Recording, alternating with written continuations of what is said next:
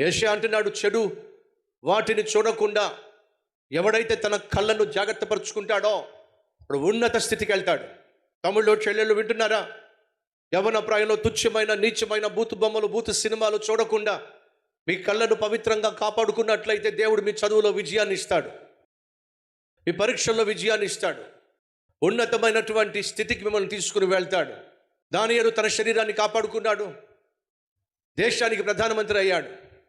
యోబు తన కళ్ళను కాపాడుకున్నాడు, భూమి మీద ఉన్న వారిలో నీతిమంతుడు అని యథార్థవంతుడు అని పేరు సంపాదించాడు. యోసేపు తన శరీరాన్ని కాపాడుకున్నాడు, ఐగుప్తు దేశానికి ప్రధానమంత్రిగా హెచ్చించబడ్డాడు. ఎవరైతే తమ ప్రాణాత్మ శరీరాలను దేవుని యందు భయభక్తులు కలిగి కాపాడుకుంటారో, యథార్థవంతులను బలపరచుటకు యెహోవా కనుదృష్టి లోకమంతా సంచరిస్తూ ఉంది. యథార్థంగా జీవిస్తున్నప్పుడు, నీతిగా జీవిస్తున్నప్పుడు అదే దేవుని కళ్ళను ఆకర్షిస్తుంది. నిన్ను దీవించే విధంగా, హెచ్చించే విధంగా చేసేది నీ నీతి, నీ యథార్థత.